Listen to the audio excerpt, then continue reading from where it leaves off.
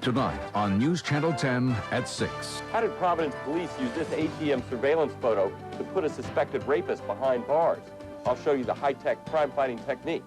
Plus, frozen fire hydrants in Fall River. They hampered the battle against a deadly blaze. Find out what the city's doing to prevent it from happening again. and Thinking about going to First Night in Providence? All you need is one of these and a schedule to enjoy the two-day event. I'll have details. tonight at 6 on News Channel 10.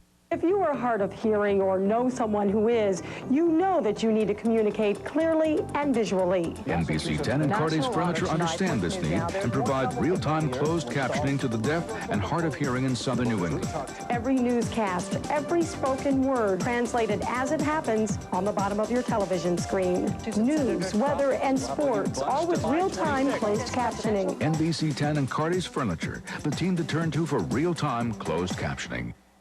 The Rhode Island State Police is a paramilitary organization, and they have never allowed the public inside their training academy. This was a first. This is not an easy academy. These are the best of the best. At first, I thought the training techniques were a bit harsh, but then I realized, well, this is a tough job, and it's a dangerous job, and this academy really prepares them to be able to handle themselves on the job. It was great to be able to give our viewers a glimpse behind the fence.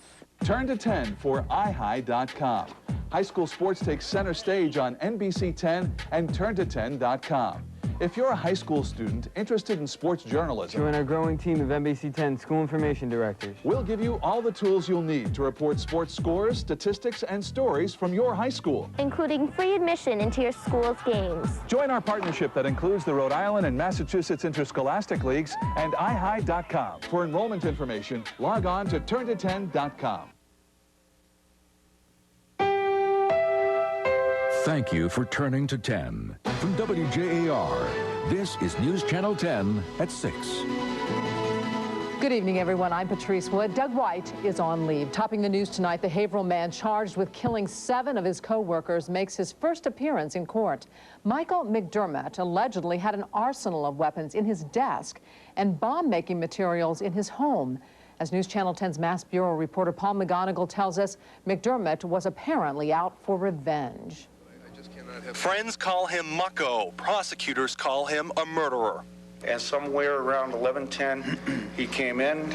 He walked by individuals who were working and specifically targeted the individuals we believe he shot. Those victims worked in the human resources and accounting departments at Edgewater Technology. Prosecutors say Michael McDermott was out for revenge, upset that the IRS was about to tap into his paycheck. Mr. McDermott had an issue with the company concerning garnishment of wages by the Internal Revenue Service that had been ongoing for several weeks. He has been undergoing psychiatric treatment, and he has been on medication. McDermott's attorney entered pleas of not guilty to the 7 counts of murder. Have you talked to your son? McDermott's parents are said to be devastated. It is a very disturbing situation. District Attorney Martha Coakley says she's seeking swift justice in this case, hoping we can all learn from this horrible tragedy. We need to be aware of physical security in terms of metal detectors. We need to be aware of people's mental states, whether they are students or whether they are employees. Edgewater Technology has been shut down by this mass murder. The community prays for the 7 victims and hopes that time will heal this town's pain. While investigators continue to gather evidence at Edgewater Technologies across the street from the company at St. Joseph's Church, employees and victims' families gathered to pray. A service is scheduled here for tomorrow night. In Wakefield, Paul McGonigal, News Channel 10. Another shooting in Providence this morning. A 16-year-old boy was critically injured when shots were fired into his apartment. Authorities say the boy was standing with his back to the bedroom window when someone fired 3 or 4 shots. He was hit in the arm and back. He's listed in satisfactory condition at Hasbro Children's Hospital tonight. No arrests have been made so far. Fall River investigators are still trying to figure out what caused a massive house fire the day after Christmas. The blaze took the life of a young mother and left 14 people homeless. News Channel 10's Audrey Leganis joins us live from Fall River with the very latest. Audrey? Well, Patrice, demolition crews just pulled out of the scene here about half an hour ago. They'll be back tomorrow to continue what is still a substantial job. Now, we also saw officials here from the state fire marshal's office today, but it's unclear if they found any clues on what caused this. An icy shell is all that's left of what Fall River firefighters called the blaze from hell. This is a continuation of the investigation that started yesterday to determine the cause and origin of the fire. A massive crane will help investigators search the wreckage for clues. A young mother never made it out. Her child and the child's father survived. So far, the blaze appears to be accidental. We do not suspect suspicious. However, we're not making any determination. This is part of the investigation. One thing that really hampered firefighters' efforts here at the scene is that 3 of the hydrants weren't working. The chief says they were frozen. A frozen hydrant is not unique to the city. It can happen anywhere in the Northeast. But with 3 hydrants, it was rotten luck. So water department crews spent the day checking hydrants, thawing them out with a special steaming device. Basically what we're doing is we're steaming the hydrants because we have to unfreeze them for the fire department to get them, so we can get the water out of it.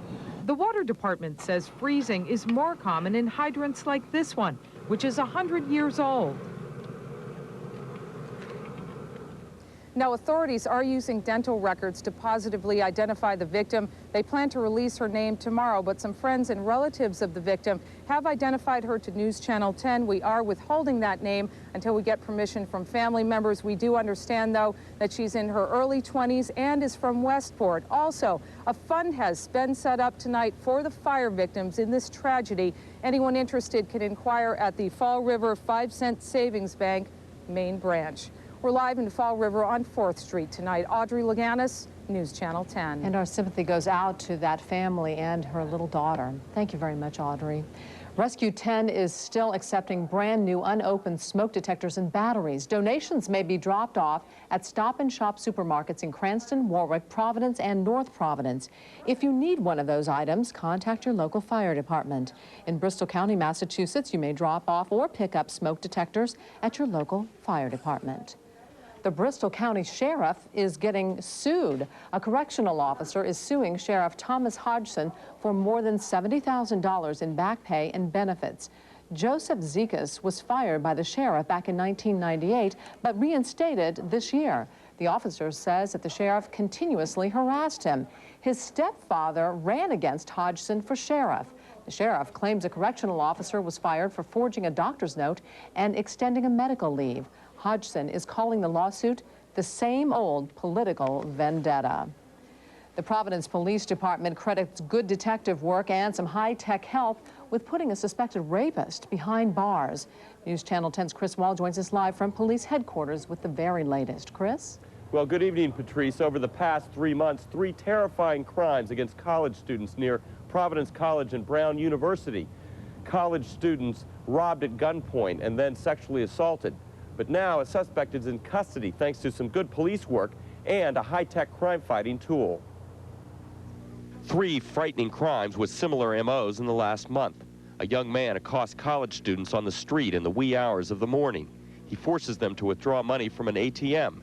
Then he sexually assaults his victims. It was this image from an ATM surveillance camera that led to the arrest of this man, 20-year-old Felix Boria. After seeing the photo, Providence Police Detective Carl Weston used a new computer photo ID system to nab his man. I recognized him. I didn't remember from where, but I recognized him. And so put this in and just started scrolling down through the all the faces, and luckily he was within the first. He was in the first 1,000 I looked through. The system contains more than 10,000 photos of people the Providence police have arrested or had contact with. Think of it as a high-tech mug book. We've actually had people sit at the computer and just scroll through thousands of pictures, and it's rather than having a stack of books, you have this. It just saves a lot of time. But the machine doesn't catch the crooks by itself. The police still have to use some old-fashioned elbow grease. Almost 4,000 came up. Luckily, he was in the first 1,000. So it happened pretty quickly. It took about a half an hour. Boria is now behind bars, charged with kidnapping, robbery, and sexual assault. he may be facing a life sentence. The streets are a little safer, thanks to some good detective work and a high-tech helper. It's just such a great system, much better than what we had before. Felix Boria is only charged in 2 of those 3 robbery assaults. Police are looking into whether he had an accomplice, and they're also investigating whether Boria may be connected to a series of incidents on College Hill in November, where women reported to police they were being groped. And finally, Patrice, tonight, with all the controversy swirling around the Providence Police Department, people from Attorney General Sheldon Whitehouse on down have been saying that the majority of the police officers here are good, honest cops. And this story today and this police work serves to underscore that point. We're live at Providence Police Headquarters tonight. Chris Wall, News Channel 10. Good work by the police. Thank you very much, Chris. There's a new leader of Rhode Island Superior Court's restitution unit. Pawtucket Municipal Court Chief Judge Patricia Lynch Harwood has been appointed. She replaces Anthony Carnival, who died earlier this year. She also now has the title of General Magistrate. The restitution unit oversees the collection of fines and restitution in criminal cases. Harwood is married to House Speaker John Harwood. A contingent of Rhode Islanders is back from the Balkans after a holiday visit with National Guardsmen from the state. The 119th Military Police Company from Rhode Island has been overseas since August and will not return until March. So several politicians, including Lieutenant Governor Charles Fogarty, spent Christmas with the troops. They're really connecting with the populace over there. On their own, they've kind of adopted 2 orphanages nearby. And probably the highlight for me of the trip was on Christmas morning. They were packing Humvees with presents that we had brought over and that they had collected as well. To go to these 2 orphanages, and the troops had decorated one of the Humvees up like Santa's sleigh, and they had Santa and Mrs. Claus. And we had this convoy to these orphanages with The unit is stationed in Hungary and is supporting the United Nations peacekeeping mission in Bosnia. Heritage Harbor is getting $110,000 in grants. The money will be used to build exhibits at the museum. Heritage Harbor Museum plans to chronicle immigrant contributions to the state. The museum has already collected about $28 million. That's enough to complete about 1/3 of the project. An historic Warwick train station chugs its way back home. The Pontiac train station was moved from its original location to the Great House Restaurant on Post Road 36 years ago. Today, it made the 4-mile return trip to Pontiac Village. The 118-year-old train station may be turned into a community center and a village museum. The Narragansett Bay Commission is planning a $9.5 million expansion. The commission wants to build an office and lab complex. It would be located at the sewage treatment plant at Fields Point. The goal is to consolidate its operations and move about 80 employees. This comes as the commission embarks on a plan to dig sewage tunnels beneath Providence, Pawtucket, and Central Falls. The tunnel project is designed to capture sewage overflow before it spills into Narragansett Bay. The project is expected to take 20 years and cost $530 million. Verizon Communications is introducing more toll-free calling to metropolitan Providence telephone exchanges. Beginning this Sunday, December 31st, calls made from the following exchanges to Providence will become local calls instead of toll calls. Carolina, 364, Hope Valley, 539, Pasco, 567 and 568, West Gloucester, 968, Westerly, 322, 348, 377, 596, and 637. Calls made from Providence exchanges to the Carolina, Hope Valley, Pasco, West Gloucester, and Westerly exchanges will still be toll calls. The change comes in the final phase of last year's consent agreement between the Public Utilities Commission and Verizon Communications. The year 2000 began with what turned out to be a non-news story, the so-called Y2K bug, but there were many big news stories around here. Sergeant Cornell Young Jr. was shot and killed. Operation Plunderdome continued to shake up the capital city. Murder witness Jennifer Rivera was gunned down, and members of a religious sect in Attleboro went to prison rather than tell authorities the location of the bodies of 2 little boys. We want to know your opinion. What do you think was the biggest story of the year 2000? Log on with us at turnto10.com to take a look back at the year's headlines and then cast your vote for the most important stories of the year. Have you gotten one of these yet? You'll need one of these buttons to enjoy all of the activities at First Night. I'm Nicole Livas in Providence. I'll have a preview coming up. And coming up later, the URI Rams attempt to make the grade on and off the court last night. Michael Gwynn is next. And lots of cold, dry air over the Northeast now for the next couple of days. But let's take a look nationally. A lot of moisture over the southeastern states. A little storm moving into the Dakotas. Will they combine to give us some snow over the weekend? My forecast is coming up. News Channel 10 and digital convergence, allowing your TV to talk to your computer using the CRQ cable. When you see this symbol and hear this tone, additional information will automatically be downloaded to your computer for easy use. Can you believe it's the end of the year already? Preparations are underway for New Year's celebrations in cities across the country. Here in southern New England, celebrations will be held in Westerly, Fall River, New Bedford, and Providence. News Channel 10's Nicole Livas has a preview of First Night Providence. Wow, right? Right in here. Students from Gilbert Stewart Middle School rehearsed their parts from the musical The Wiz. Under the direction of Rose Weaver, this performance is just one of many on the schedule for First Night Providence. We're doing a mini folk festival, if you will, in the sanctuary of Mathewson Street Church. We're doing puppetry, if you and your children love that, at RISD. And full-blown with comedy, some in the convention center and some at the Feinstein URI Center. And of course, there will be outdoor activities. The food court and the Big Top will be out here on Kennedy Plaza. And for those of you concerned about safety, security will be beefed up. We've been very, very fortunate, and there's never been an incident. The Providence Police Department has been extraordinary in being out in great numbers and being very cognizant and careful of public safety. These 300-pound blocks of different colored ice are being prepared for ice sculpting at Station Park. Volunteers are invited to participate. I guess they're going to be taking about 50 ton altogether of colored ice. And they're going to make some kind of big sculpture over there near Providence Place. It costs $12 for a First Night button that'll get you into all events. Children under 5 get in free. There will also be shuttle service. With a button, you can ride free. There's also park and ride available in all 4 sections of the state. Check the First Night schedule for complete information. Nicole Livas, News Channel 10. For more information on activities, admission, and transportation, visit Web 10 and we'll link you to the First Night website. Or if you have digital convergence, we'll send your computer there now.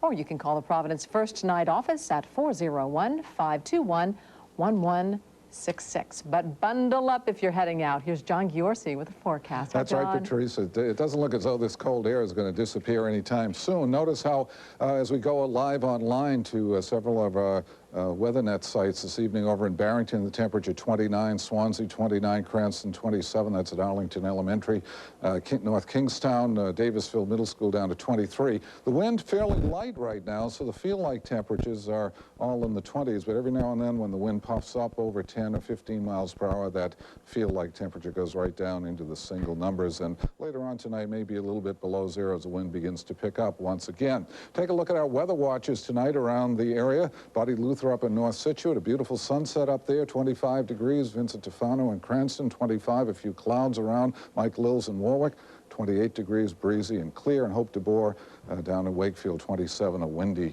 cold evening going on down there. A little bit more wind near the coast and elsewhere. We have a reinforcing push of cold air coming in with a cool front close to us now. That's the reason our wind is a little bit lighter. But notice what will happen. That front will go by overnight tonight. By tomorrow, it'll be well offshore. There may be a couple of flurries around overnight, but really nothing extremely important. The air is very, very dry at this point. We'll continue that way right through the day tomorrow. Again, a couple of morning flurries possible, but pretty much more of the same.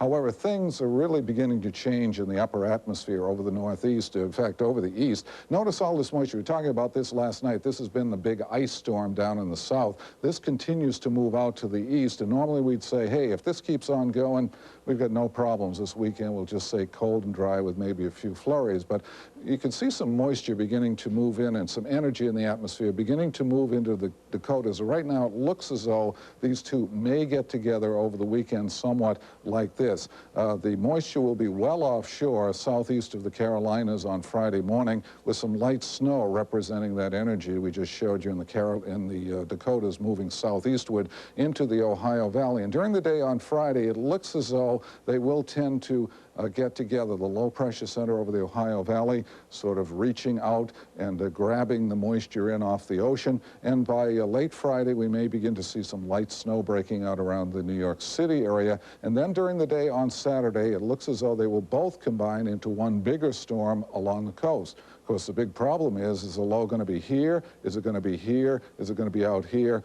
Just where is it going to be? Because you can see there'll be a rain-snow line in there, and also the heavy precipitation normally in the northwest quarter of the storm, that will be somewhere along the east coast or maybe just offshore. So we're just going to have to watch this carefully. It potentially could bring us some major amounts of snow if it forms in the right spot. So here's how the forecast goes for tonight. A gusty cold night, maybe a flurry moving through, temperatures in the teens to low 20s, and at times feel like temperatures down between 0 and 10 above. Partly sunny, gusty, and cold tomorrow. Again, the possibility of a morning flurry, upper 20s to low 30s. And the Ghiorse factor for tomorrow will be right up there. Not too bad outside, a 7 out of 10. Again, you're going to have to bundle up. On the bay, northwest winds 15 to 30, high tide around 9 in the morning. Here's that 5-day, 34 on Friday as clouds increase. Perhaps that snowstorm, as we just indicated, on Saturday, or it could even begin to change over to rain over southeastern Massachusetts if the track of that storm is a little bit closer to the coast. Flurries, windy and cold on Sunday, and a blustery cold day on Monday. So we got a little bit of rain down here, some snow down here. They're going to move up, that's all mix together. Around. And when will you know for sure whether it's going to be snow, rain, or nothing? How about next Monday morning? No. That's when you will know for sure. I think we'll get a good handle on it someday on Friday, particularly. Okay, but stay tuned. Right. All right, thanks a lot. Here's a look at the stories we're working on for News Channel 10 at 11 tonight. This is Dan Janik in the newsroom tonight. More on the man police say opened fire in Wakefield yesterday, killing 7 co-workers and a local tie to one of the victims. Watch the 11 o'clock news. Coming up on News Channel 10 at 11, a plan to try to lower prescription drug prices gets the thumbs down. Find out why. Plus, the cholesterol-lowering effects of soy. These stories tonight in Health Check. Still ahead on News Channel 10 at 6, one of the most prolific scorers in NHL history returns to the ice tonight. And then at 6:30, almost 2 million Americans who are hospitalized get an infection during their stay. A report on what you and your family need to know before checking into a hospital. Tonight on NBC Nightly News. Now you can report news in the making by dialing *10 from your Verizon wireless phone. Verizon Wireless provides the toll-free call for News Channel 10 viewers. I'm Brian Williams. Tonight, Lifeline. It's supposed to save your life, but going to the hospital can be dangerous. Almost 2 million people catch infections each year, sometimes deadly. New information tonight to protect your family. That and more tonight on NBC Nightly News. The URI Rams return to action tomorrow night against Siena at Keeney Gym. Last night, Rhodey found themselves on the road against number 10 UConn. Rams and Coach DeGregorio looking for their 4th win of the year. Brian Woodward with the jumper for URI. Woodward had 16 points, Marbury 17, and Bell 19 for the Rams. Still first half, Andrew Waffle down the lane, but UConn led by 8, 34-26 at the half. Second half, UConn on a roll. Johnny Salvi to the basket with 2 of his 26 points, game high. Huskies push the lead to as much as 21. Tony Robertson from St. Andrews to Edmund Saunders, and UConn goes on to beat URI, the final 87-76. The Rams find themselves with a 3-8 record. They could also find themselves shorthanded on the court. Questions surround the eligibility of Tararis Bell. Bell is reportedly missing a couple of grades. URI professors have about a week after final exams to post grades. If a player's grades make him ineligible, that player would still be able to play for the team until the start of the second semester in January. But again, nothing will be known until the final grades are posted. Today in college basketball, Seton Hall 6-2 on the season, took on Hartford. Darius Lane makes his long-distance connection, the three-pointer, hot up 45-34 at the break. Second half, more from Lane goes down to the hoop for 2 of his 17 points. The Hall all over Hartford, 85-67 the final. It's Wednesday, and that means it's time for the NBC 10 Providence Journal 7-9 of the Score Athlete of the Week. This week's honoree is St. Raphael's hockey player Matt Crisolo. He scored a goal and assisted on another as St. Ray's beat LaSalle 2-1. It was St. Ray's first win over LaSalle in more than 10 years. Congratulations to Matt, and you can read more about Matt in tomorrow's Providence Journal. Tonight, Super Mario makes his return to the NHL. Mario Lemieux, the current owner of the Penguins, will suit up against the Maple Leafs. The 35-year-old Lemieux has been away from the game for almost 4 years. One of the all-time greats in NHL history, Lemieux is the only player with 500 or more goals to average more than 2 points per game. Really excited to have the opportunity to play again and to step on the ice. It's always been great to play in this building, and I'm certainly looking forward to it tonight. The only thing is my legs. Obviously, they're not as strong as they used to be, and that's one thing that I'm going to work real hard over the next couple months and get ready for the playoffs. And in the NFL, Marshall Faulk was named the league's most valuable player today. The St. Louis Ram running back set an NFL record with 26 touchdowns this season. He finished with 24 votes, while Philadelphia quarterback Donovan McNabb finished second in the voting with 11 votes. And now they won't be recounting that. I think they're happy with the 24-11 break. I think so. Yeah. Michael Gwynn, thank you very much. And John over here is keeping an eye on a storm. John? Keeping an eye on a storm, Patrice. The next couple of days, it's going to be cold and dry. Temperature 30 tomorrow, 34 on Friday. But then the potential for a snowstorm on Saturday. Still don't know where it's going to form exactly, and that'll be the key to how much snow we get and just how bad the storm's going to be over the weekend. All right, thank you very much. And that'll do it for News Channel 10 at 6. NBC Nightly News is next, and we'll all be back here tonight at 11. We'll see you then. If you have any complaints about the fairness, accuracy, or balance of any of our stories, please call News Channel 10's Viewer Voice at 1-800-TIP-WJAR.